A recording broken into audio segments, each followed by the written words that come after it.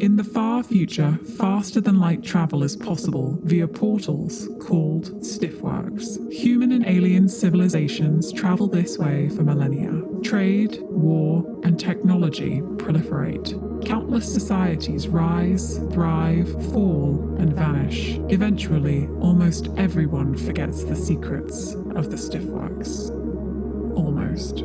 300 years ago, the worshipful company of Stillfleeters is formed on Spindle, a space station of unknown origin. They send fleeters into the void using stiffworks in search of profit.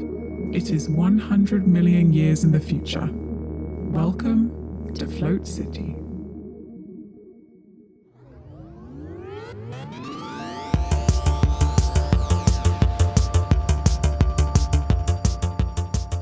Previously on Float City, the crew must decide. After saving company refactor Zeshdano Navelle, do they head to the pirate island Graffa to help convince Steady Hand Grand Shandy Dealer, the Pirate King, to continue hiding the weapons he has for all these years? Or do they strike out on their own, armed with fresh intel about who set them up to take the fall for her death? They decide to help Zeshdano. If they have a chance to stop a flood of weapons into Kakudun, thus preventing, or perhaps at least delaying the inevitable war, they should take it. Zesh's partner Millen takes the crew to Graffa, where they meet with Grand Shandy, who explains he would prefer to continue hiding the weaponry, but the situation is difficult. He must negotiate that deal with other pirate politicians, and to gain leverage, he needs the very thing they use for leverage over him: his eggs. He explains that if the team breaks into his friend and colleague Thea's house in the wealthy district of Graffa and pilfers his unborn Waiton eggs locked away there, he can act in their interest and his. We join the team now, preparing for their side quest in Shandy's house on Graffa.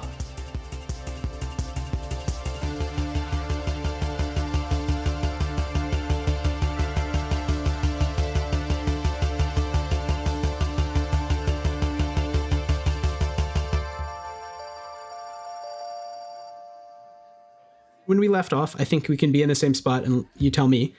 You were in one of the lower drawing rooms at Grand Shandy's apartment complex's house, which is kind of narrow and tall. There's at least 4 stories. There's kind of a weird roof level. Maybe someone's built like a porch mezzanine. It was originally for pets, but now someone lives out there. And you're being watched over by a couple of guards at any time, some waiting sort of mafioso types, but they're not really bothering you. And frankly, people keep offering you baked goods, most of which are probably inedible. If you're not a giant bug, you probably can't metabolize them.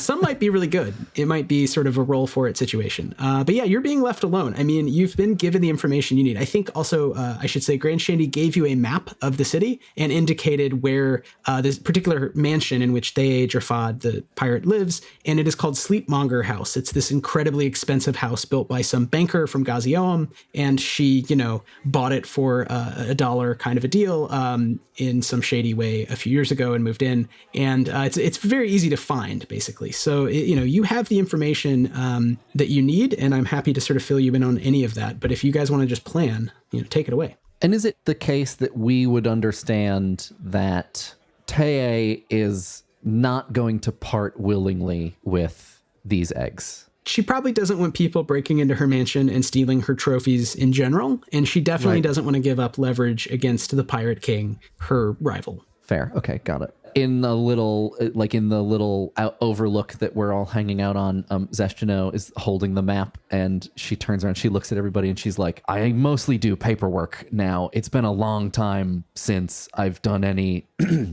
infiltrating, so I'm all ears if you all, who maybe do this more than I do, have any suggestions. Merkis is gazing off into the distance with hands behind his back and just mumbling, not expendable, not expendable. What's the weather like right now? That's a great question. Why don't we roll for it on the weather chart? There's a weather chart? There is a weather chart. I keep expanding it. It's getting maybe too long. Amazing. We'll see what version makes it in. I will say that one of my favorite things about Wythe's GMing style is the number of times that you ask a question and Wythe says, I don't know, let's roll for it. And he has the perfect table just ready to go. Well, let's hope. D20, please. Could someone roll me a D20? And I'll tell you what the weather is like in Graffa right now. I got it. A 19. It is sunny and pleasant. It is perfect out in Grapha. It's like LA at its best. It is, there's enough of a breeze, enough sun, but it's not scorching today. Often it's scorching or raining, sometimes raining mysterious objects, but not today. To Merkis, in his mind, it is raining. And he is clenching a fist and not listening to anybody. Wait, why is Merkis so upset? Just upset about being set up still. Got it. Beta goes over to Merkis and says, "So that map, how far away is this house?" Doesn't look very far away. And could he see it from where they're standing? You can't probably see the specific house. You can see kind of the area. Would this be a time, Mike? Could I share a screen real quick? I know this is not a visual format, rather, but this is beautiful. Wow. So we're looking at a hand-drawn map of Grapha with Wythe's handwriting. This is in like pen and marker, it looks like. And there's like a big yellow wall on the front portion of it with these large caverns you can see cut into the side of it. And then there's just all of these dense grids and winding roads, like a map of a city on top of it, overlooking the water that it's in. I think what we can probably do, Wythe, if you'll let us, is we can just put this on the Patreon. Yeah, sure. So why don't we can put this on the Still Fleet and the Fun City Patreon, and I'll put a link in the show notes, and everybody can go take a look at it because it's great. This looks so cool. Yeah. It also looks a little bit like a cake. It does look a little bit like a cake. Definitely Totally. cake-like. It also, if you'll notice, I spelled Grapha wrong here. So I did notice that. I didn't want to point that out, man. part of the joke, it is the Viraconium thing. Sometimes they themselves spell Grapha differently. Mm-hmm. Everyone you talk to puts the A's in different spots in the word, but it's always pronounced the same. So okay, I love that. Yeah, the lower right. So the escape is the whole lower part of the island, and the escape that is primarily Waiton is called Saw Pockets. And the escape that is primarily human is called Floundery. And you guys are in Saw Pockets. Above you on the cliffs, which are called Churchy Markets for some reason, are many small, decaying, very poorly made structures built one atop the other. When something falls down, it's used for parts. It's kind of, it's the cliffside like favela. And above that is the poshest, richest district where the bankers of Gaziom live, called Sadman Beach. So there's a thin strip of artificial dunes and then these kind of garden-hemmed mansions. And there's not very many at all. There's sort of one main street. And so Sadman Beach is not very large. It's probably the smallest district. This isn't quite to scale. And the largest house, but it's kind of flat, so you wouldn't really see it from where you are atop the cliffs, is Sleepmonger House, is the house in which Tej or Fod lives. And that's what we're looking at right in the middle here. Oh, so we just got to go up. Yeah, you just go up. So there's three giant stairs carved into the side, and they're very busy. They're always kind of blocked by people selling you food on a stick and beer and other things. Those are probably the most common things. But yeah, there's three giant stairs that go up through Churchy Markets and basically are on either side and the middle of Sadman Beach. However, there's sort of high fences so that most people just keep going and enter the main avenues of kind of the center of the city, Glib Shills, and then, the larger districts beyond. But yeah, you guys are way down here and you kind of know where you're going. I mean, so yeah, everybody's looking at the map. Zeshdano's like looking over Merkis's shoulder and she looks outside, the birds are singing, the sun is shining. She's like, I defer to you, but maybe we should go like case the joint. Is this a situation where you go case a joint and then go back? Have you never under, done this before? And she squints and she goes, under the cover of darkness? Yes, keep going. That's a all common good. mistake. That's a common error. At night is when people are expecting you to case the joint, but during the day, look around you. Look at the streets. Dozens of people walking around. You can't keep track of them all. Somebody creeping around at night, you might tell somebody you saw that. But just some merchant or, anyone selling anything walking around during the day, well, nobody's gonna notice. The daytime is the case time. Vynos kind of turns the map and is puzzling, and he thinks out loud, yes, it's quite curious. Yes, someone who's a leader such as they would want some way to escape quickly, but this location is in the middle of this island, surrounded by walls and by busy streets. I would bet that there is a way to get down to the caverns below and access a boat to come out of the holes of the isle. So wait, you're telling me you think this whole thing is hollow? Yes. Oh, okay, yeah, that makes sense. The island is definitely hollow. I think your characters would know that. It's whether you want to think of them as like cenotes or limestone caverns or just like a weird alien, architecture that isn't quite human, on which has been built a kind of early modern city. It definitely has sort of porosity. And you know that some of the holes are actually home to not just pirates, but also the Sard mutants. So there's a disease that causes your skin to harden and become red. And there's a number of these mutants who live below, sort of separate from the rest of Grafin society, as well as the brain rats who've moved here from Krajal. And the brain rats you had a discussion about last time, you might think are cute with their exposed little thinking boxes, but they can, in large numbers, command you to do things. They can read your mind and take over your thoughts. It's like cats in real life. Yes, exactly like cats. Less cute. Just less cute. It is true that large numbers of cats can command me to do things with their brain. Like make the jellicle choice. Yes, when you send one to hell. Yes, I think Vynos has a good hunch, and we should also still case the joint. Oh, yes. Well, definitely. Casing the joint would be the primary purpose of finding out whether or not this tunnel idea is correct or not. I just can't imagine, with all the threats from within the pirate culture itself and from without, that they wouldn't have a quick way of escaping their little nest.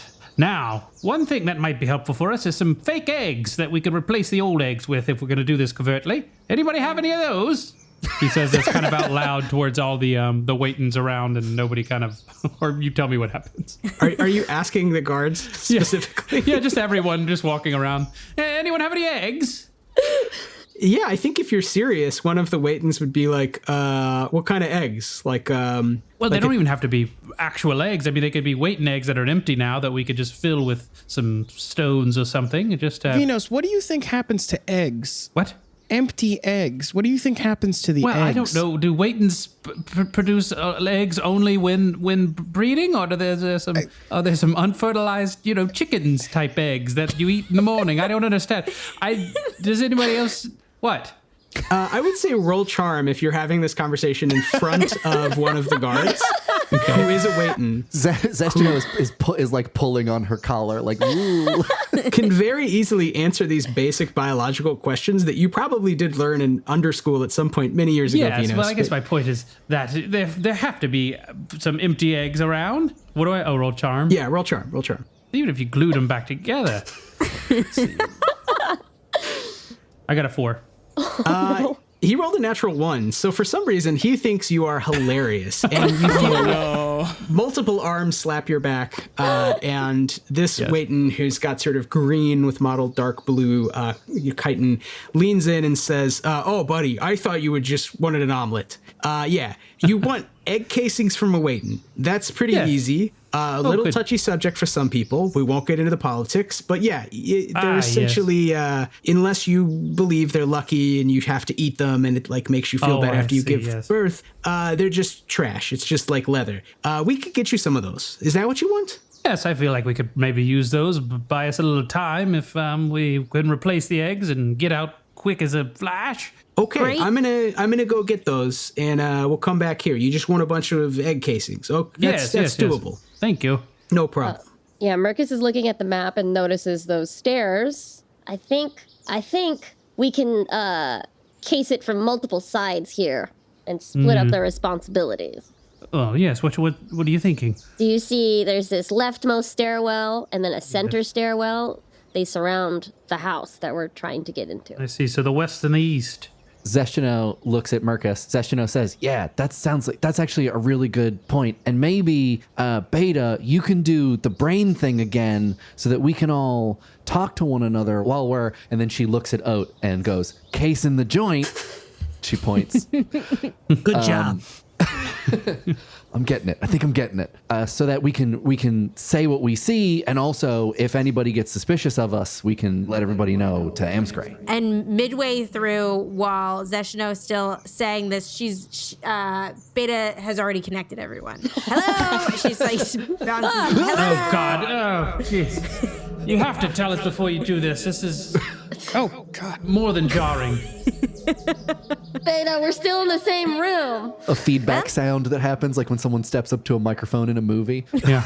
And then Zeshdano also just in this moment is like looking down and she's realizing that she's wearing basically like a company blazer and stuff and looks around at everyone else. I don't know what you all are wearing, but Writhe, if there's like any just pirate garb around in this room, she's just going to go through it and like put on whatever's around to try to blend in. Yeah, I think you might notice in the drawing room you're in, there's maybe some of the kids' clothes about, and there's like throw blankets, but by Waitons, so they're probably like woven reeds or grass. But you might, in your searching, get the attention of another one of the guards who's checking in, who basically asks if you need to acquire anything else. You know, do you need gear for your mission? Because they can take you to shops that will give you a really good deal. And you realize you're just getting the hard sell. Like he's trying to bring you to his cousin's shop to buy clothes.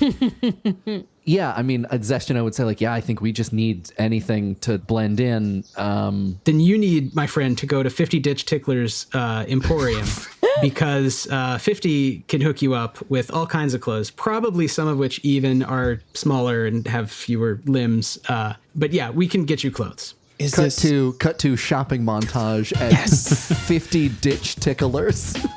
You got tickled is what is said on the way out as they check your bag and whatever you pay. Beautiful. You have new clothes. What do we look like? Zeshdano is just going to try to buy whatever sort of drapey, reedy, like maybe slightly chitinous things she can find. I think she might accidentally just end up looking like Blondie from The Good, the Bad, and the Ugly, the man with no name. Like she's just wearing like a wide cork hat and a patterned poncho. Vynos is, you see him talking to different people. He's considering different outfits and stuff like that. Vynos naturally wears just kind of dark robes and stuff like that. You see him going hither and thither, picking up this piece, that piece, whatever. He steps out of a changing room and he looks exactly the same. He's chosen some pirate's robes that look almost exactly the same as he did before, but these are genuine pirate brand in his mind, so he's happy. A random Waitin assistant at the last time you change clothes finally just starts clapping with all her hands and says, "You got tickled." And really just believes you look much better. These robes are like just millimeters better fitting than the pair you came in with. Oh, good. Merkis is ripping up his jumpsuit and keeping the bottom half and pulling them up above the knees so they're all scrunched, but decides to go with like an open fisherman vest, like that's a little cropped because he's a very tall, skinny torso and wants to show off that what was the drink called? Oh, the kaleidoscopic gin? Yeah, the kaleidoscopic patch he has on his tummy now. And he gets also a piercing in his snout and keeps the Rambo bandana. Whoa, that's great. Yeah, I think the Waitins don't normally deal with too many Jalasti on Kakadoon, so they don't really have anything that fits you, so everything is like a little baggy, but maybe that works for the kind of rave, like hip-hop but in the Midwest kind of look, like it's not quite exactly what you're thinking. Fishing vest, weird pants. Yeah, I like it. Yeah. Also, the piercing might mess with your electro sense a little bit, so it probably takes you the rest of the day to get used to like feeling something ferromagnetic like on your face, like you just want to keep pointing at yourself, like I found me. Oh no, that's the ring. Yeah, he's fiddling with it constantly.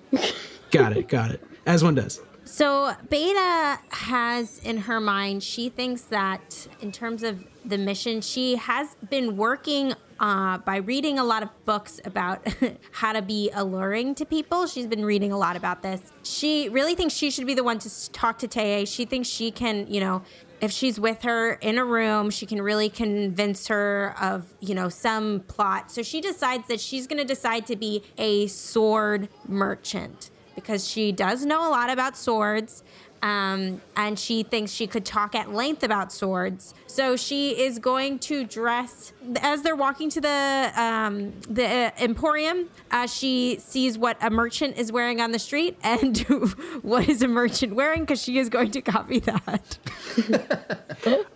Yeah, I think that makes sense. I mean, if you're going for like refined, like you are not just somebody who wholesale like works with blacksmiths, but like you are like a dealer, like you're someone someone would go to for the good swords, the old swords with some sort of history. You can definitely ape the dress of probably the merchants of Gaziom, this other nation which technically does not control Graffa, because Graffa is really kind of run by the pirates, but there are many rich people here from that country, and they have a distinct style. They have, let's say, big bright shoulder pads, often yellow or blue, and then sort of somber gray tones underneath. And there's a very distinct look that says, I'm not just a merchant, I'm a merchant who, has a shop in Glibshill and eats at certain restaurants, et cetera, et cetera.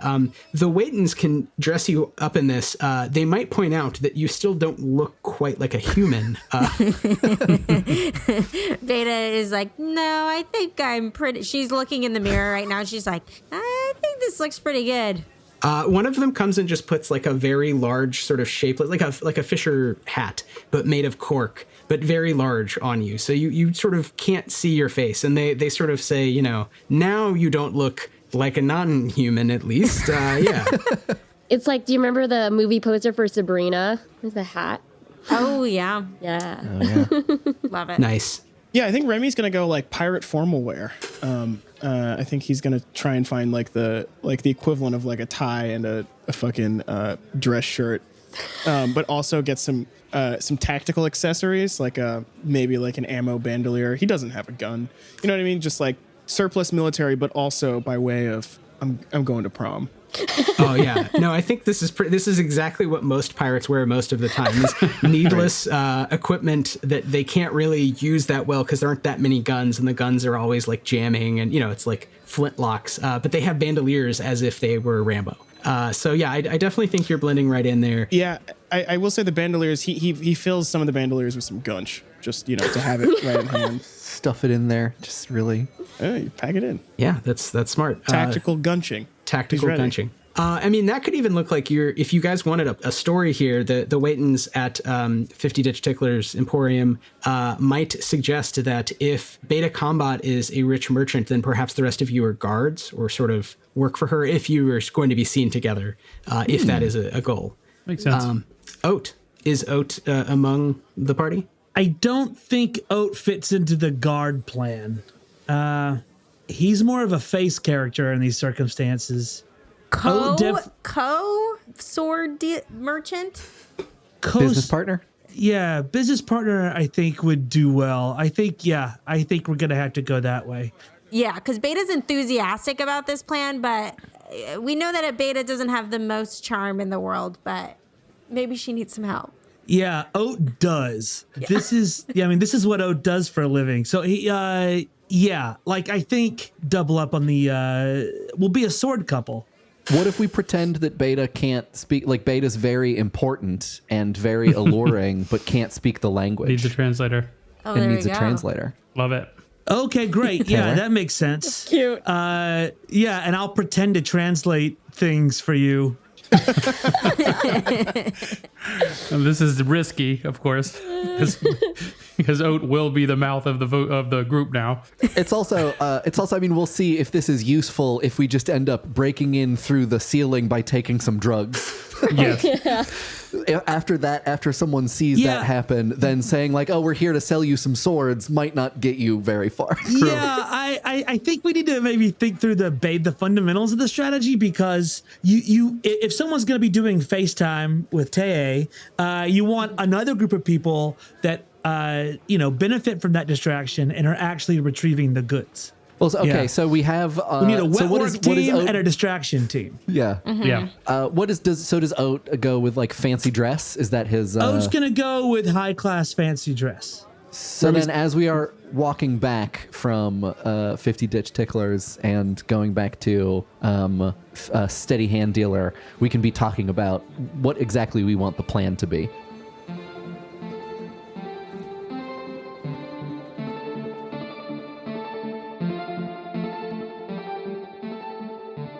It's your girl Jen, and I'm here interrupting the show to tell you about Patreon. If you are loving our story, production value, and goddamn incredible sound design, become a chummer for just $5 per month. That's 4.28 euros, 523 yen, or 106 pesos. For 0.00037 bitcoins, you get access to fun/float chatty, our inside baseball show about every episode, an invite to our Discord, which has channels called Chumbler and the Cone of Bonus Content, and top secret cold storage archive and cyberpunk-themed Spotify playlist that I personally update every Tuesday. Come on, why don't you join us at patreon.com/FunCityVentures. Again, that's patreon.com/FunCityVentures.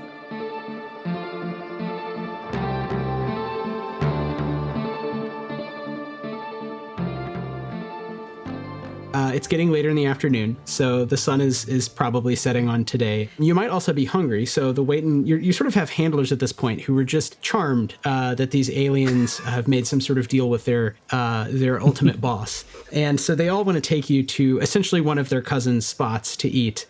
They seem to be just driving foot traffic to a restaurant as well as trying to impress you with traditional Grafen fare. So there's sort of X-shaped funnel cakes on which raw ground meat is sprinkled, and then some very lively, very spicy herbs. And then there's a weird way you have to like fold it properly and take bites in a certain order. And they all make fun of you if you can't do it. And once you do that, they want to, they're happy to take you back and let you get dressed and discuss. What kind of meat is this? What kind of raw meat is this? I'm just it's probably curious. a shark, but it's a kind of shark that on this planet is very fatty, and it's almost tastes halfway to like beef. Oh, nice. Like a wagyu shark.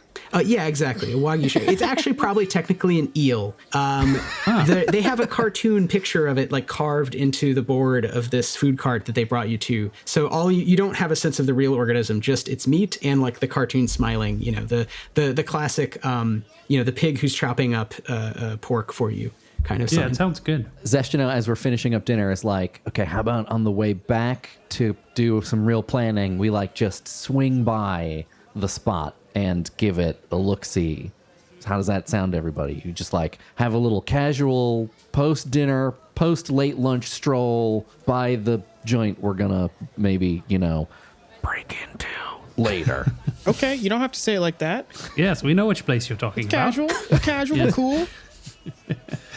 Yes, I'm thinking perhaps the wet team, as we call it, could be pretending to secure the premises for this very powerful and possibly a target for all these pirates, and we're trying to secure the area to make sure that there's no scoundrels about or ruffians afoot that will cause problems for this very wealthy and powerful dealer of arms. Ooh, I like that. That's a good idea. Okay, yes. All right, a story that we all have straight if someone asks any questions. Yeah. Okay, but who's on the wet team and who's on the dry team? Good point. Merkis is on the wet team. Thematically, that makes sense, yes. Yeah. He looks perpetually wet. I think Remy and Oat are probably on the wet team too. Two guys in formal wear. Why would anyone do that? Well, Oat can't be on the wet team because he's going to be translating. I guess that's true. For Beta. Okay. So it probably should be me and Beta and Oat keeping the shop, as it were, and you out there getting wet and wild, trying to figure out exactly what this place is all about. Right. Remy daps at Merkis and says, "Let's get wet." Should Zeshdano, what direction does everybody want Zeshdano to go in? I guess towards the place. But is she Which team? on one of the teams? What are her skills, Mike? Oh, What is she good at? see. What is she good Yeah. at? We don't know her abilities. So Zeshdano is management. So Yes. she's very good at telling people to do things. Maybe she should be on lookout. Yeah. And So, like, connected to all of us. She can command, which is I can give a non-suicidal command to someone who understands me. That person must act upon that command. She can avenge, which is with X number of hours, she can find a suitably complex piece of archaea tech that is exactly what the group needed. She can Nice. bark, which is she can give a suggestion to a teammate and they will then have bonuses to their roll. She can detect, which is she can tell when someone is lying. She can dispense, which is basically healing. She can feed, which you guys already know. She can requisition, which is she can communicate with the company and have them send something that is of importance. That takes a while. She can basically ask for a drop. She can sting, which is to pierce armor when attacking. She can disarm, which does exactly what it sounds like. like she can give orders, which is another thing where she can tell someone she can make a suggestion and you have bonuses to rolls.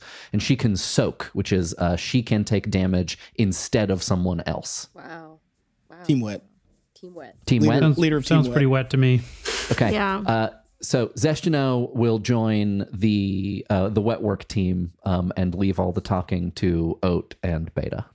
Okay. Yeah. Best to not crowd that situation. Yeah. Vynos also thinks that, or suggests, perhaps if this goes well, we can, while running this little shop, we can arrange a meeting with Taya and be a distraction for her when we actually want to go in and keep the wet team dedicated to getting those eggs, and we could be causing a distraction with Taya and her primary guard on the day of the actual job as well.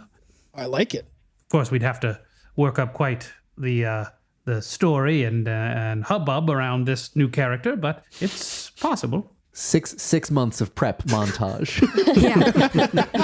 They just turn into pirates. Yeah. They never leave. That's the end of the story. Worse things have happened. Yeah. So do we want to cut to you guys are heading up to Sleepmonger House in the late afternoon on the same day? Yeah, sounds good. So I made a roll already for what you've been doing in Saw Pockets, and nothing out of the ordinary happens. You have all this conversation, you do all this prep.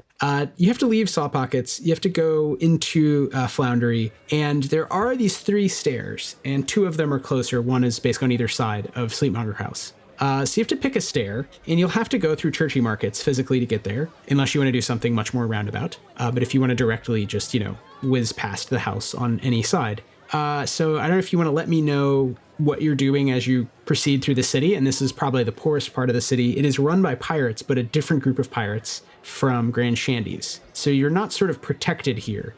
You're sort of want to be in character. And the Waitons would probably tell you this basically when you're ready to leave. I think Zeshdano is just going to take the most direct route, whichever is the closest to leaving the house that they're staying in. She's just going to head in that direction. And I think she would maybe rethink her decision if that route was not crowded, that like if it's like sort of empty. I think she would prefer somewhere that's a little bit more crowded. Yeah, the most direct way is the middle stairwell, the Garabakan line, and it will definitely be crowded today. You can actually roll to see how crowded, but yeah, there's definitely people out and about. It's not night yet, and even at night there'll be some people out. Beta, what's your fake name? What's your character name? What's your con name? No. Is Alpha. Perfect. Oh, what's your character name? Postlethwaite. Postal swipe. And Vynos? What is Vynos's? You guys just called me the Gray. It's a good restaurant in Savannah. Exactly. Nice. Yeah, okay, so you all head up the Garabakan line in, 2 groups? Or No, one group for now, or? I got a pitch. While they're going up there to case the joint, Oat goes off by himself to the vertical staircases that seem to go to the northeast and split Sadman's Beach. And we don't have to resolve this now, but I am going to go and talk to all the merchants along those stairs. Yeah. Well, I think you're going up the central stairs, I understood. Oh, okay. If you want to go up one of the other stairs, that's cool. You could definitely, slide off and do some, talking to the merchants on the side. Yeah, I don't want to go to the top of the cliffs of Salmon Beach. I just want to spend some time talking to the merchants that line the stairs. In that case, I would say, depending on what you want to get out of those conversations, you might want to roll something. So, like, if you're trying to just learn a fact, maybe roll reason. If you're trying to get a social outcome, roll charm. Like, make people believe a thing. I don't have to roll anything because I'm going to use my con skill. I get to tell, I get to burn 4 grit and tell a lie, and everyone believes it. No check required. And the lie I'm going to be telling all these storekeepers is that, haven't you heard? Wait, they're still letting you sell stuff on the stairs? I thought that the security detail would have swept everybody off the street by now. Oh, you haven't heard? Oh, no, Alpha. You know Alpha? The sword merchant? Apparently she's on the island. Something big's going down tomorrow. Nobody knows what, but everybody's on pins and needles. An older, heavier set lady who sells like collectible ceramic vases that are quite nice, but have like weird, inexplicable kind of cartoon character, like deities of some kind, little statuettes on the top. And she's got a bunch of them, and they're vertically oriented. All the shops are kind of very tall and narrow on the stairs. They're sort of very precarious. She leans over and says, who is this Alpha? Sir? Apparently, she's some big spender, big money maker from some weird place. I think it was called Narcosa. I never been myself, but the rumors are crazy. Anyway, word is she's on the island to make some kind of big weapons deal. Zeshdano, just by chance, happens to be nearby this, and she overhears it, and she turns around, she's standing at some food stall holding what is described, as far as she can tell, as a piece of food, but feels to her just like petrified forest wood. Like it's just like a brown piece of rock, but apparently it's snack food. And she turns around and she looks at Oat, and she looks at the person that Oat is talking to, and she says, "You guys talking about Alpha?" Oh, did you get shaken down too? I heard that Alpha's security detail has been giving people a rough time. Yes, and she looks at the woman and she says, "Yeah, they've been very strict lately." But what about the Order of the Pale Moss? I mean, the Order of the Pale Moss doesn't usually run churchy markets, but, they usually don't like other people shaking anyone down in the city. What about the pirates? They definitely don't like people shaken down unless they're doing the shaking down. I heard the Waitons were running scared from this Alpha person. I think everybody just wants her money, if you know what I mean. So everybody's playing really nice. Yeah. Wait, does she collect collectible religious mugs? The rumors I heard said that she was an exotic weapons dealer. That's all I heard. I guess you could hit somebody really hard with a mug, and in that case, yes, she buys mugs.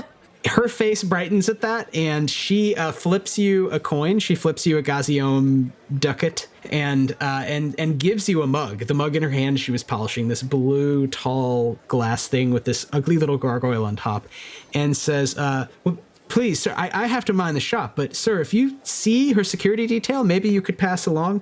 I have the most collectible mugs. You got to collect all 500. I only know 1 or 2 of the bankers who've collected even in the 300s of the mugs. There's a new mug every month, Mug of the Month Club. If you're truly saying that this person is as powerful as I think they are, I think they'll want to be the first 500 client." I think it's at this point that Remy comes shoving up the stairs. Move along. You can't be here. Oh, shit. What are you This is looking my at? shop. What are you looking at? Yeah. Pushes Oat in the chest. Sir? Hey, look, you're not going to get any trouble from me, mister. I'm Nether. I don't want any trouble from Alpha. Give him the mug. Oh, hey, look, hey, 1 down, 499 to go. Bye-bye. As Remy's holds out his hands, he just pulls them back and just lets it drop to the ground and then keeps walking. This woman is crushed and just scoops up the bits of this collectible religious vase mug thing and is just, mumbling in her breath, under her breath, as Remy departs. But yeah, no, many people saw this scene. So you've definitely got sort of the word out that there's some rich weapons dealer. Con just works. So people who heard you believe you. Wythe, from this vantage, what does the house look like? Like, what are we looking at as far as the property and access to it is concerned? So in my head, if you're going up the Gobarakan line, it's just a series of zigzagging steps cut into the rock, sort of in a half cylinder.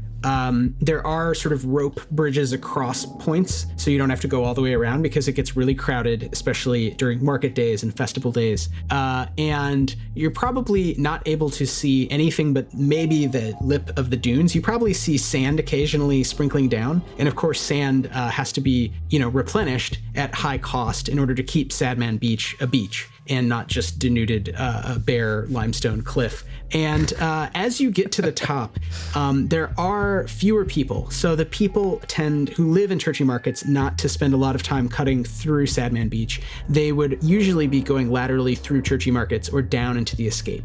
So this is definitely a place where, there's merchants moving goods from the ports into the heart of the city. So there are more sort of stevedores, workaday types.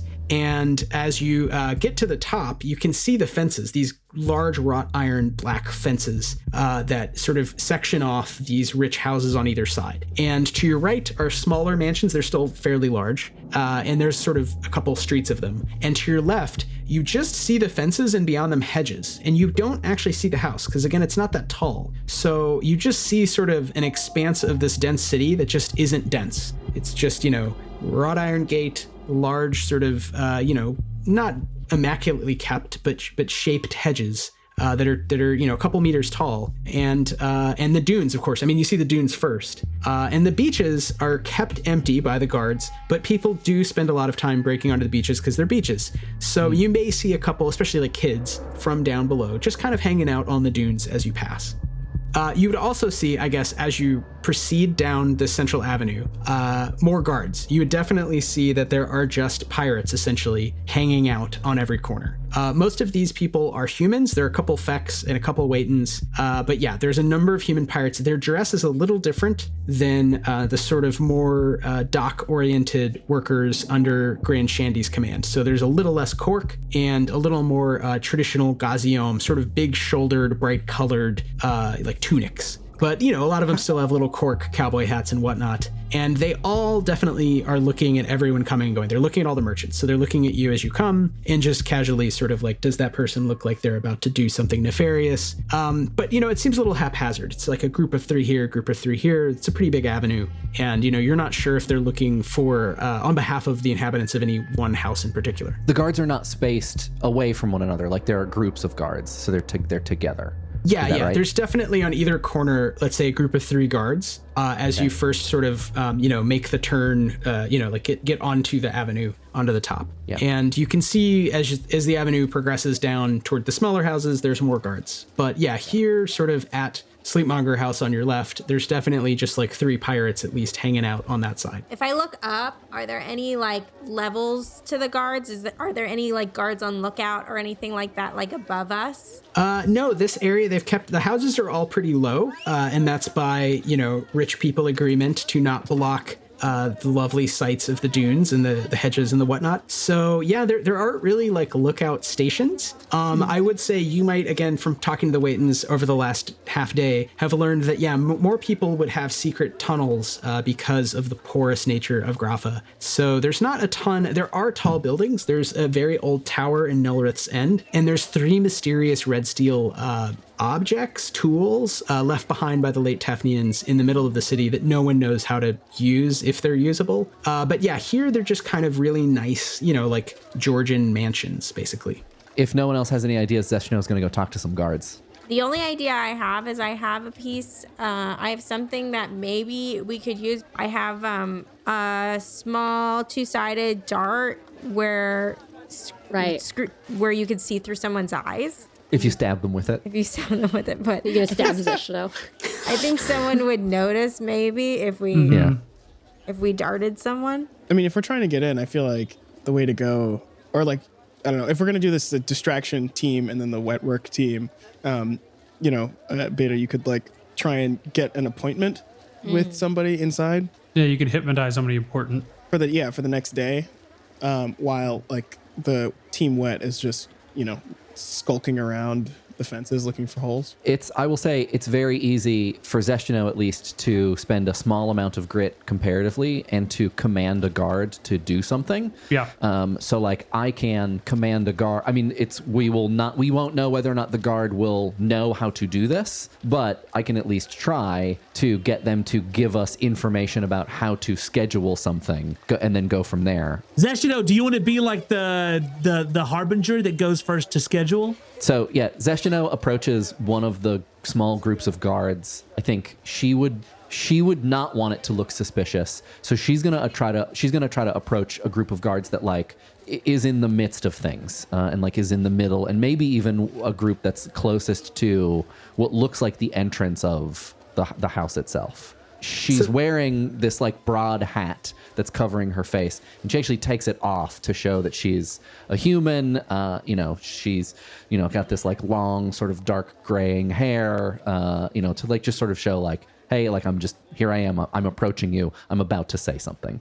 Got it. I mean, so as you go from the cliff sides to Sadman Beach, this central avenue, there's just the 3 guards to the left on the Sleepmonger House side, and there's no entrance of any kind. So the entrance is on the front, on the long side, down the avenue cutting the other way, the boulevard, let's say. Yeah.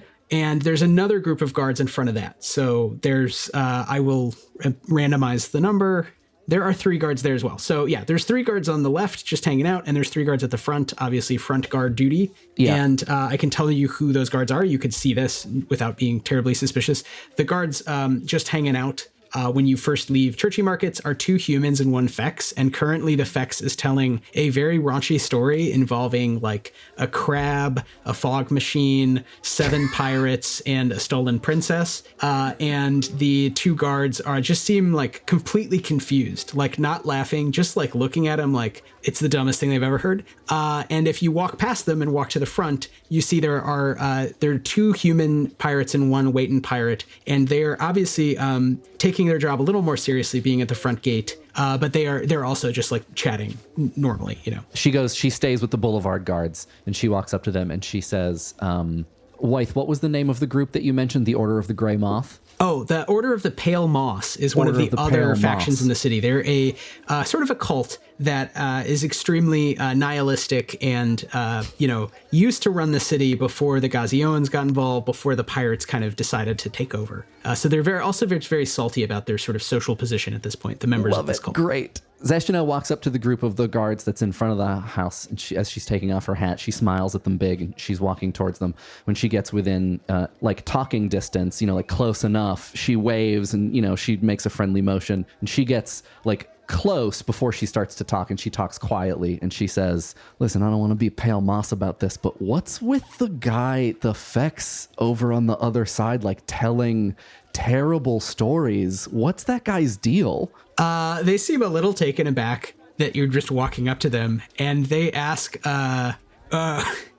you talking about Shrial? Shrial y'all Shrinalan? I mean, I can't imagine that describes more than one of your coworkers. Yeah, sorry, lady. That guy's got a screw loose. He's a little loud. That's his thing. He's a loud dude. Listen, I can tell. The reason I'm asking is because, hi, Zed, by the way, is my name. And she puts out her hand. Hey, Merkton. Listen, I'm just asking because my boss is coming by tomorrow, and she's very, very particular. There's a very sort of particular sort of person that just really rubs her the wrong way, and it could, and she flattens her eyebrows and kind of grimaces a little bit and gets quiet and says, ruin the deal with Thea, and I don't want that to happen. What she gets like when she's in a bad mood. Roll charm. I think you're trying to make them feel like, you know what is going on here. I'm going to burn some grit. Do it. 11. Oh, yeah, 12, I can't beat that. 13, 14, 15, 16, 17, 18, 19. Wow. This is Zeshdano's high stat. Yeah. This person instantly just looks completely aghast, like they're about to lose their job. And they shut the Waitan and the other human up, and they actually sort of look around the corner a little panicked and say, okay, I'm sorry, ma'am. I know you have an appointment with the boss and everything, but you got to clear it actually with Shrial, because we're just, I don't know how to explain it. Shrial's part of the house guard. They guard the house. We guard the street. Oh. So I'm sorry if that's a problem. You're going to have to take it up with the person who is a problem, which is real awkward, circular. I don't actually know. I'm not allowed. So we're not allowed to go in the house. So if you want to get a message to the boss. So I totally get it. You're right. That is weird. And I'm sorry if this puts you in an uncomfortable position that I have now complained to you about your boss. Wow. Don't worry about my comfort. My comfort is nothing. It's not even a thing. If it was a thing, it would have been destroyed in a hellstorm of laser fire. It's not a thing. It's not even a memory. So here's the thing. I have to run because we're going to go get ready for the procession because it's going to come in tomorrow. When is Shrial here? Well, I mean, they all live at the house, the house guard. But, makes sense. Shriel's off. That's why he's annoying us. Sorry. But yeah, I mean, he lives in the house. So some of the house guard are always in the house. Sometimes they're off. I don't have like their schedule. It's kind of pirate thing. That's what Shriel does. Shriel does all the scheduling for all the guests and making sure that everybody is in the right place at the right time. No. Shriel's just muscle. I mean, if it wasn't obvious, ma'am, sorry.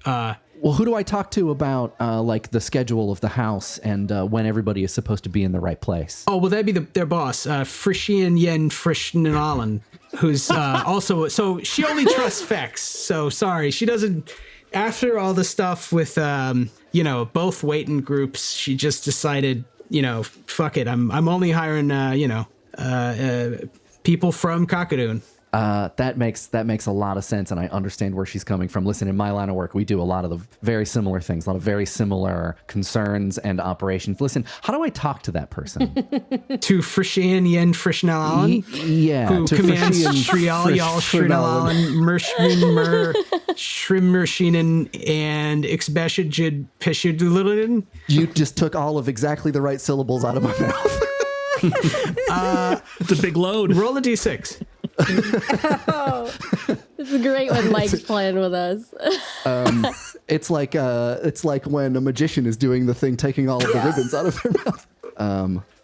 I rolled a 1. No. Oh no. Normally, Frashid would be in, but for some reason, Frashid is actually having their teeth cleaned. They had to go to the dentist. They have a lot of small, sharp teeth. But they'll be back tomorrow. Great. Tell you what, I really appreciate your time, and I look forward to everything going very swimmingly. I can't wait. This deal sounds... what is the deal again? Have a good day! And she leaves. Okay. You take care. Don't watch out for pickpockets. I think Merkis actually wandered up and around the back perimeter of the house toward those mysterious red objects, just kind of to keep moving because he's not doing any talking. So I think he wants to look at them. Is there any signage around it, or is it like a cordoned off thing that's like an exhibit, or they're just there? The 3 giant red late Tefnian monument things, they're not cordoned off. They're totally open to the public. They are, as far as anyone can tell, indestructible. So they're made of a kind of red ceramic steel that you would have seen in other places around space and time. And they probably are activated by nanites and could be entered if one could command them to open up. But without access to that code, they are just essentially mysterious artifacts. So yeah, there's 3 in Grapha. There's a sort of really skinny pyramid. There's a weird straw shape, and there's the antenna, which is, these are all relatively common. Pyramids and antenna being the most common that the late Tefnians left in all of these terraformed worlds. And yeah, there's people have turned them into meetup spots, and there's maybe there's certain uses that are more common. So one is where you'd go to meet date, and another is more food vendors. Probably the big pyramid people just stay away from. There's just kind of a creepy vibe. People don't want to accidentally fall through space and time or get abducted by kind of a mummified android guard.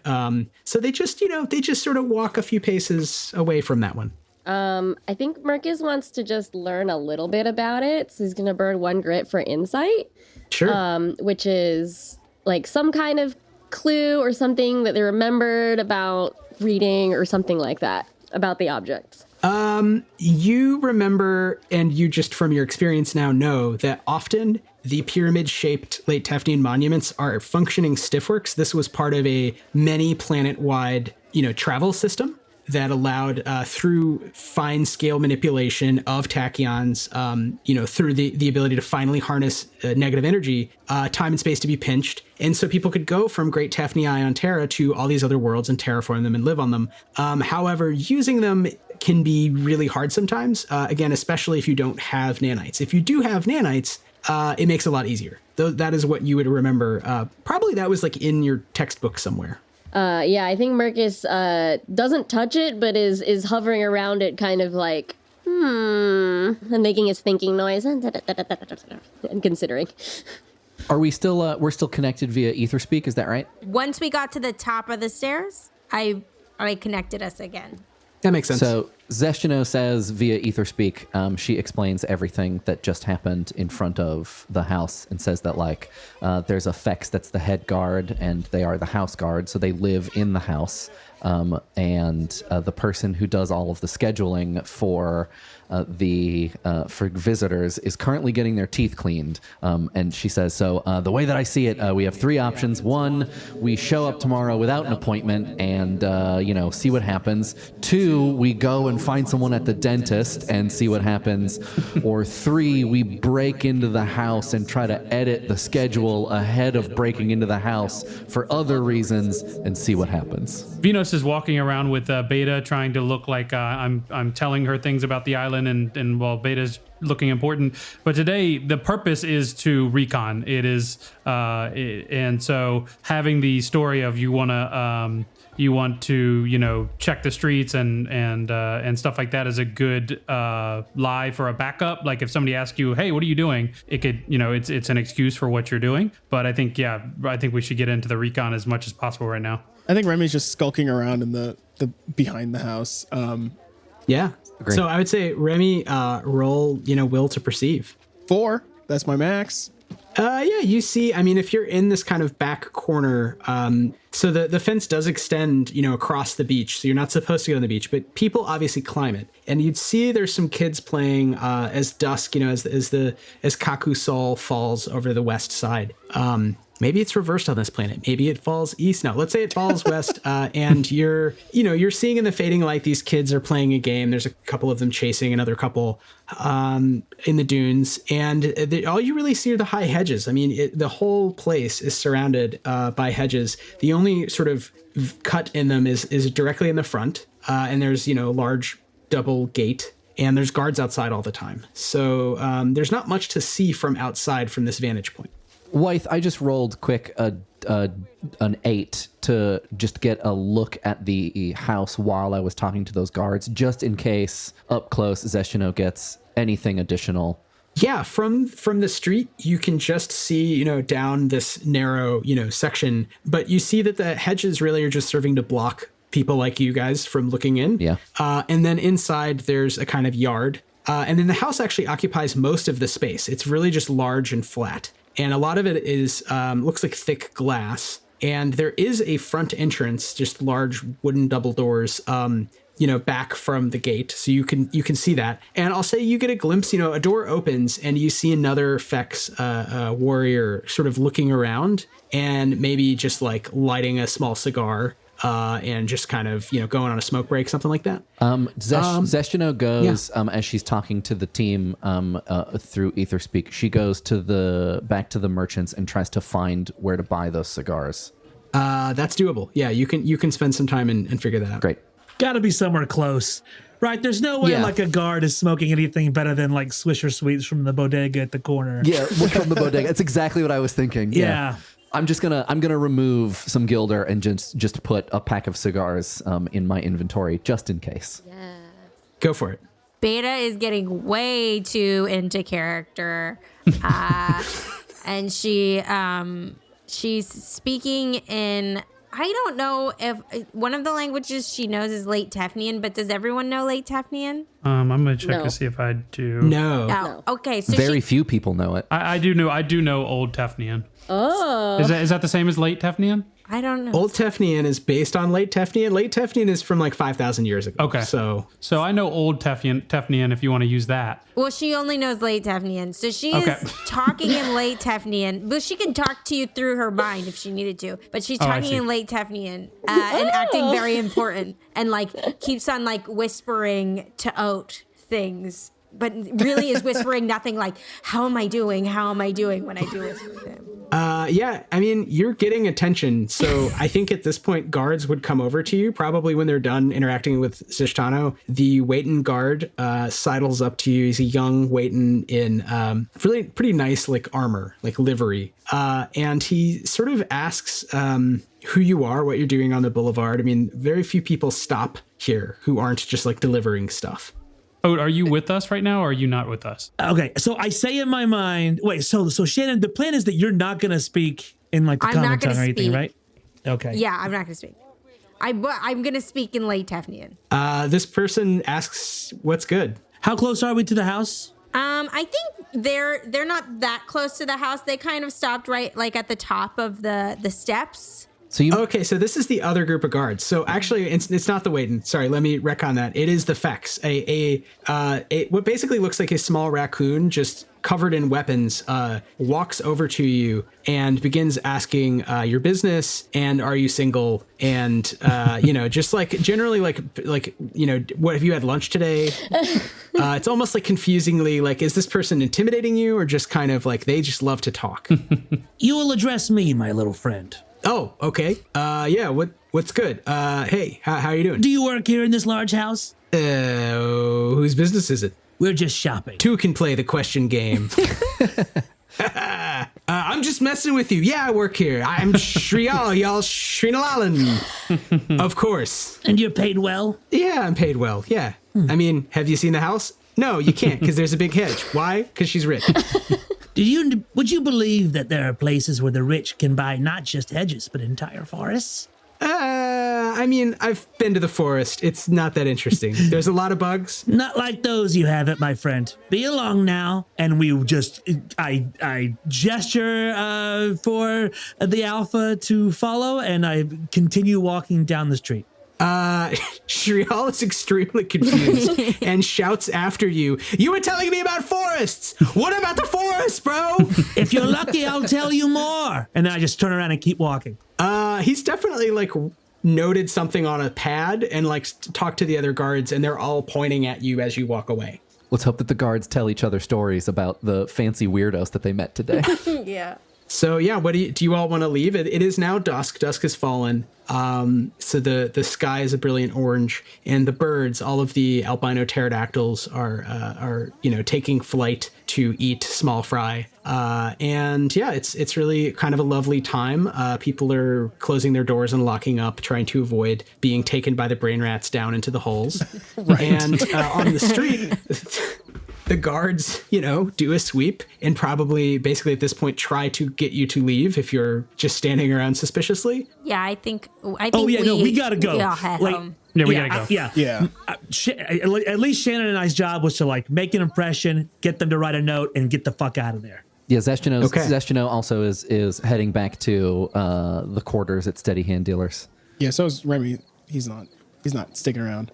Yeah, I think Merkis is going to take the other set of stairs down. Which set of stairs, just out of curiosity? This that one. This central... Yeah, so we had gone up the center stairwell, and now Merkis is going to take the leftmost stairwell back down. Yeah, so the center stairwell is the biggest, the Garbakan line. The south stairwell, Traverol, which you're on, is smaller and is used primarily by stevedores. It is notoriously a good place to get a specific kind of taco-like hand food, and there's a lot of pickpockets. But it's not nearly as crowded, and at night, it's definitely not as crowded. And you get a different view, so you're sort of in an armpit of the city. You're sort of where the cliffs curl in a bit, so you don't see as much, but it's interestingly, it feels less open and less kind of crazy because there's a kind of sense of bounding.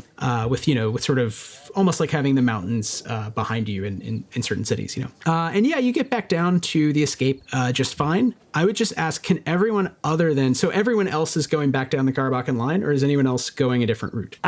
Oat's got to go a different route, or else he'll mix up the two cons. Oh, yeah. Oat will go down the stevedore route. Okay. Oh, and Remy actually has to do the same because of the exact same reason. Does Vynos have time? I don't know if the markets have closed yet, to just buy a kind of an ornate looking sword that's not mostly just ornamental? I don't know that a lot of shops would be open at night. Okay. But you could certainly do that in the morning. And if you really needed one, you could roll to find some, to figure out where. Yeah. It'd probably be easier to go back and ask the Waitons. Yeah, I'll go back and ask the Waitons. Beta, Vynos, and Zeshdano, can you roll to perceive as you're going down the Garbakan line, which is still kind of crowded. It's not as crowded, but there's still plenty of people out. I got 10. Oh. I got 5. That's good. I got a 9. Okay, Beta and Zeshdano. Vynos, you're lost in your own thoughts as usual. Yes. However, Beta and Zeshdano, you're definitely being followed by what looks like a group of pirates. I mean, a group of, armed men are coming down the stair after you casually, but definitely following you specifically, and they sort of stop when you stop. They're pretty good at hiding, but you guys are very, very perceptive. As soon as Zeshdano realizes that this is the case, she turns around and goes to talk directly to the one of them that is closest to them. And she walks up to whoever this person is, and she says, "What do you think you're doing?" This relatively young human pirate sort of pulls up on you, like, flexes a little, hits a hand on his sword. Zeshdano does the same thing, like mirroring back at him, but does it in like a mocking kind of way. Oh, Jesus, Mike. So now you're in like a dance-off. He says, you made an impression. You were asking a lot of questions about the guards at Sleepmonger House. It's kind of my job to figure out why. So I'm following you to see where you go. And you didn't go somewhere in Sadman Beach or into Glibshill or over into Penny Spits or even down into Southie Greens. You're going down Churchy Markets toward the escape. So I do have some questions there. We're going down Churchy Markets to help my friend find a replacement for something that he lost, and she gestures to Vynos, hoping that at this point he's maybe like trying to figure out if a store is open or closed. And she says, the easiest way to get answers to questions that you have is to ask questions as opposed to just wandering around behind people not saying anything. So if you have questions, ask your questions. See, that hypothesis assumes a certain class positionality. If you have enough money, the easiest way to get questions is to hire someone like me to follow you around, taking notes and not doing anything else. All right, let me ask you a question. Who are you and why did you come by Sleepmonger House asking questions about the guard rotation? I'm a valet for a very important person that will be meeting with Thaye tomorrow, and it is my job, much as it is your job, to make sure that everything is right as rain. Okay. And you are actually meeting with Thaye Drafad. You have an appointment. What I can say to you is that, listen, you know how the bosses are. I've done my job, but they asked me to do a very specific thing, and I did it. That's all I know. Okay. And your name? She says that her name is Zed. And your boss's name? She turns around and she looks at Vynos. Is Vynos listening, and does Vynos make a face? Yes, Vynos is just looking empty-eyed, as if he's just an ancient person, just a keeper of secrets and books, and I've just been serving this family down a line for generations. Was this person asking my name? No, the person was asking the name of our boss, who is Beta, who I think is with us. Is that correct? Yes, correct. Yeah. Yes. Yeah, I don't want to say what Zeshdano's intentions are here because that might be giving away. You're connected by Oh, that's right. Zeshdano says, I want to make it seem like it is privileged information that we say the name of our boss, but I want to say the name of our boss. So I need one of you to just nod gravely. Vynos does nod gravely. And she turns back around and she looks at the person and she says, her name is Alpha. And she bows a little. And Vynos bows as well. He raises his hands up over his head and brings them back down to his side. As you raise your hands up, the guys behind this slightly more severe seeming guard sort of go to their weapons instinctually, and he sort of raises his left arm and pauses them and lets you all finish bowing and says, okay, great. Alpha is going to meet with Thaye Drafad tomorrow. Thaye, the banker, the prominent banker that we all know.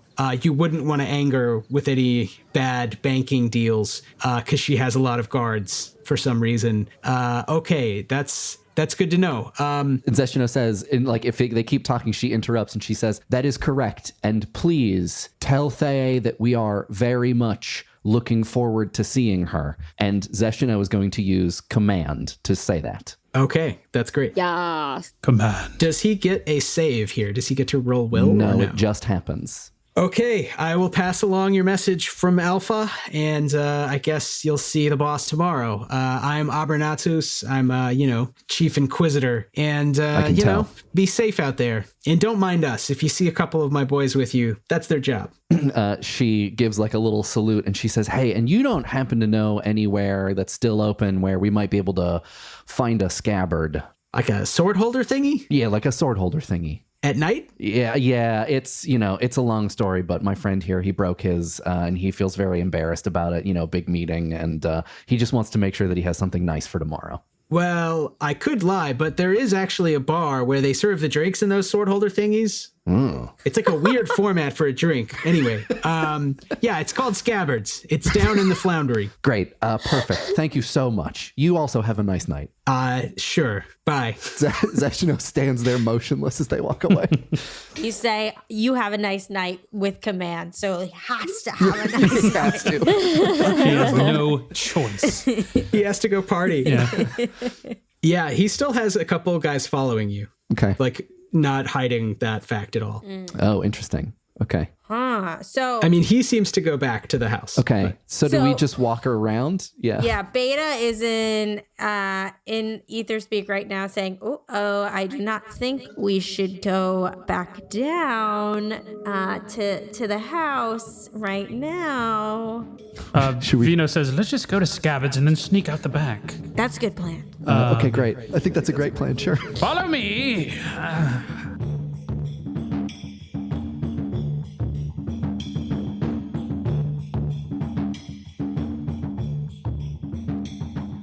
It's a crowded bar down at the edge of Oud Flanders, the old part of the Floundery, and it's kind of a wooden dome, and it's full of drunk dock workers and sailors. You could just roll a sneak check to sneak out without them seeing you. Will all three of us need to roll that? Yeah, I mean, essentially, there's two people trying to track three of you, so I don't know. Yeah, I think I'll have to burn some grit.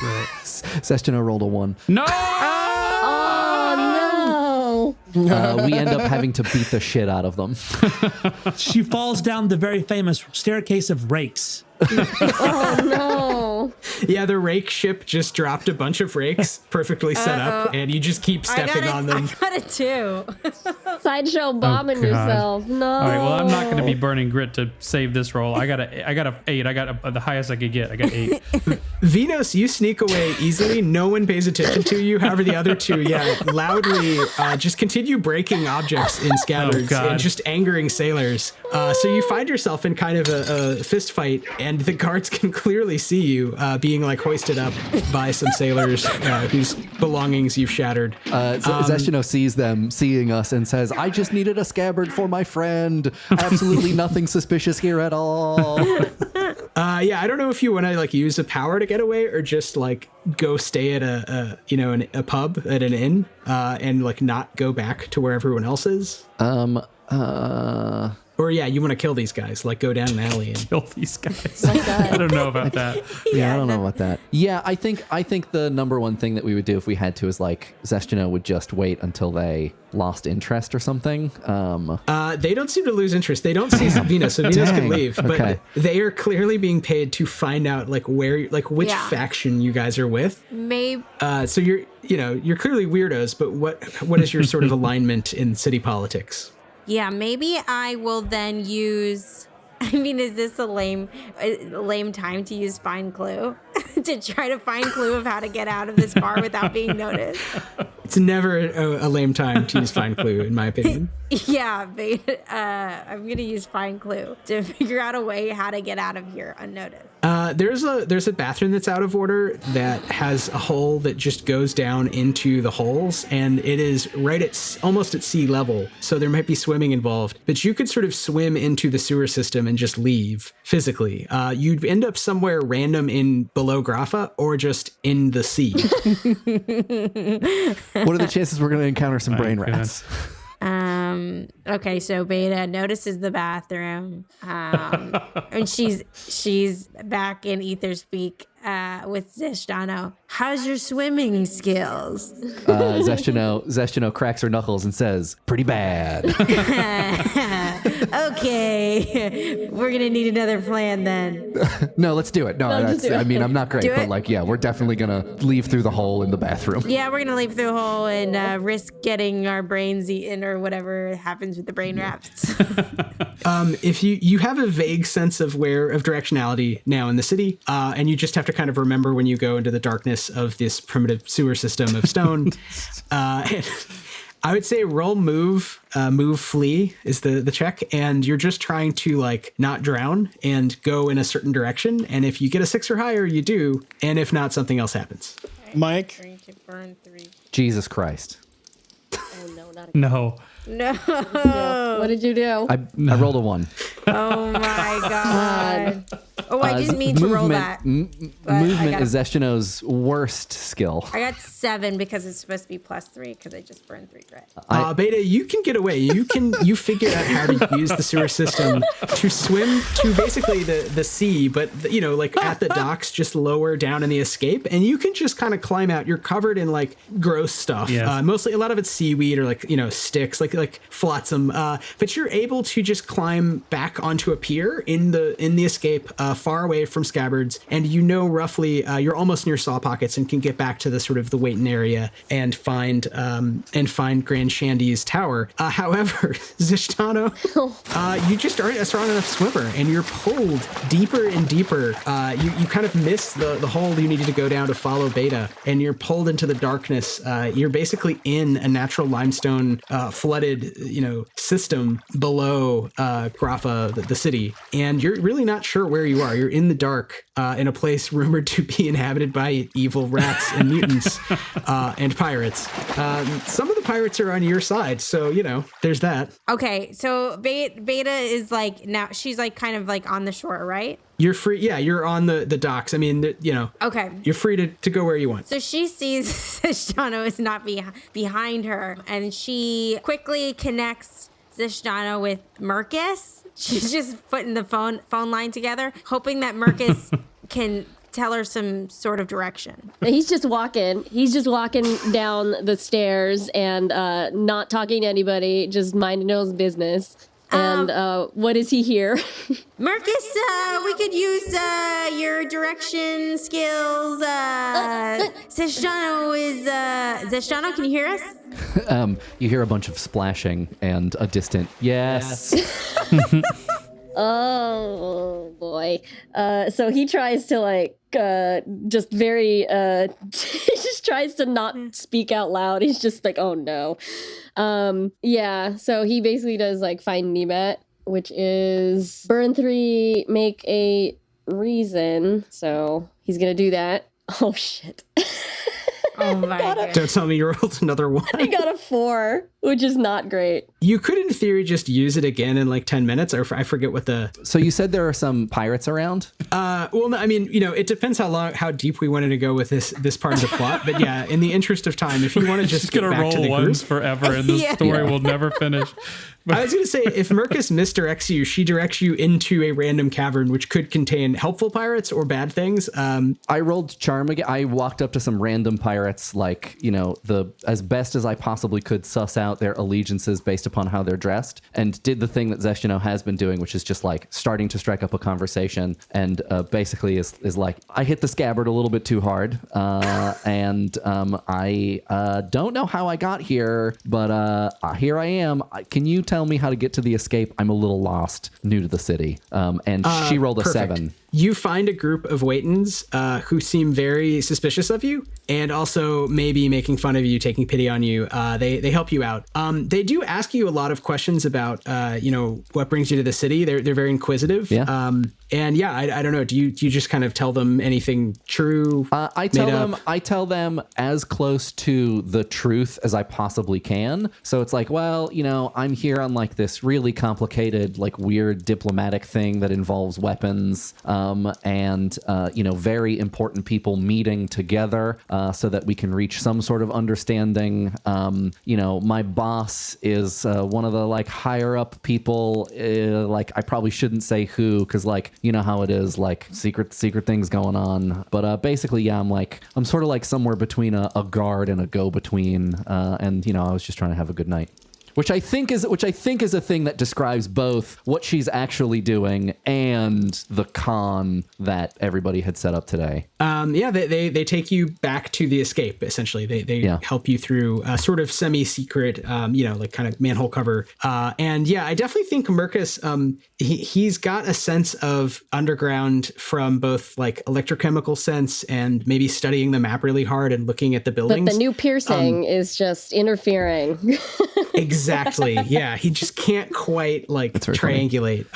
But yeah, so yeah, why don't we say you're all back together after a variously long or short trip? Mostly short, a couple instances kind of long. Whoops. Yeah. Zeshdano is covered in some weird seaweed and looks a little haggard, but She's like, okay, what are we going tonight? Are we going to wait until tomorrow? We did some recon. We set up some stories. What of this do we want to use? I still think we should grab a brain rat, shove one of those pills in his mouth, and chuck it at the house. Have those eggs arrived? Yes. When you get back, there's some leathern egg casings, which Grand Shandy probably himself has taken upon himself to have the children fill with essentially, like, what are they called? Like pie stones, like things you put on the crust to bake. Pie weights. I forget what they're called. Pie weights. Yeah, pie weights. He's filled them with pie weights to roughly the right weight of a weight in egg, and then primitively stitched them together. And so he has these kind of garish, like, Nightmare Before Christmas stitching eggs for you. And Vynos sees them and he goes, yes, very good. And he picks the eggs up and he walks over to Remy and he says, yes, a member of the wet team will need this. Now, Remy, please. You got it. Replace the eggs once you find them and take them with these, and perhaps it will buy us some time. Beta is extremely exhausted because she's spent all her energy today just trying to connect everyone's minds. Can barely get words out. She's like, yeah, we definitely need to wait till tomorrow. Does anyone happen to have any interesting pieces from the Invaders estate that I might use as props tomorrow? Yes, I have my visage is my shield. And he takes off the harness that has just a metal plate in its center that will completely unlatch and deform into a giant shield that pops out in front of you. Takes it off and gives it to Beta. Oh, that thing looks really fancy, right? It's a piece of art. Yeah. Yes. Right. This should work great. I think Remy still has the Ilithnari visor. And what does that do? No idea, but he hands it over. That is just. I mean, and you would know this because you were told. That is extremely powerful and extremely rare. So you would recognize that as being, it's maybe kind of weird that you have been just walking around with it this whole time. He can't use it. He's unconcerned by its existence. He knows it's useful to someone, but What does that do again? The Ilithnari? You do not know. You just know. We don't know. You saw it. You saw it shoot a bunch of extremely powerful lasers. Okay. So Beta kind of takes that and is very thinking about whether she would actually show anyone this. Beta, if you're gonna give it to this person, trade it for the whole mansion. Okay. I am not going to give it to the person, but if that situation comes up, I will trade it for the whole man. Merkis pulls out the fantastic, what is it, the foamator, and it still has 4 charges on it. Beta, is this helpful? It's shiny. It's got a little blimp shape. I'll use it if you don't need it. You know what? You can hold on to that, Merkis. So Beta is blinged out. Do you all get some shut-eye, or do you go back up to Sleepmonger House tonight? You believe you've shaken the guards that were sicked upon half of you at somewhat great cost, largely in smelliness. You could probably sleep for 5 hours and still be pretty early tomorrow. So, up to you. I mean, Remy's going to pass the fuck out. Yeah, let's just get some shut-eye, get some grip back, and then go do it tomorrow. Yeah. Sounds good. Okay. I mean, the guards at some point basically shut the door on you, but they don't lock you in. I mean, you're sort of free to go about the house again as long as you don't seem too suspicious. Probably don't go in certain rooms that are locked. And you know where the bathroom is. There's a kitchen, and you can kind of just sleep on couches. It's not uncomfortable, but it's also you're not in a guest room. You're just kind of left alone in a weird large living room with attached outside porch thing. And you can roll to recover grit. You don't need to worry about getting jumped in the middle of the night here at the boss's house. Mm-hmm.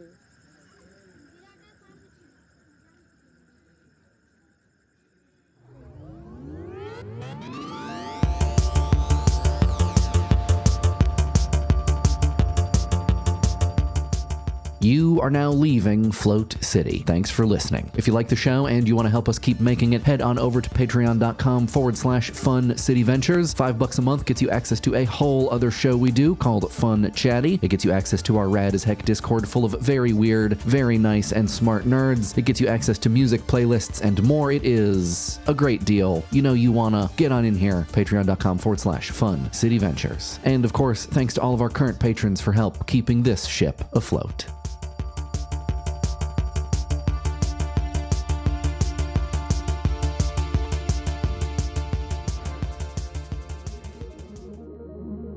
Hi, I'm Bijan Steven, and I play Remy Tester on Float City.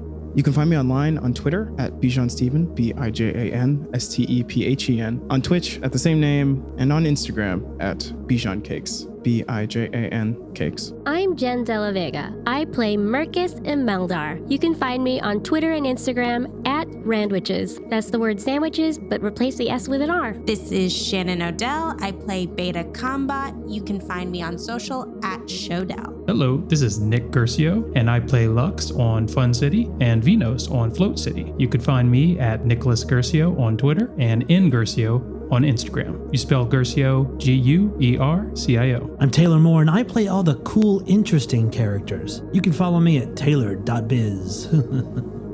My name is Mike Rugnetta. I am your GM, and you can find me on Twitter and Instagram at Mike Rugnetta. You can find the show on Twitter and Instagram at Fun City Ventures. Float City is played in a soon-to-be-released system called Still Fleet, which you can find on Twitter, Instagram, and Patreon at Still Fleet. This episode of Float City was recorded at various locations around Brooklyn, New York. It was produced, edited, and sound designed by me, Mike Rugnetta. On American plains, I feel the struggling afflictions, endured by roots that writhe their arms into the nether deep. I see a serpent in Pixlriffs, who courts me to his love.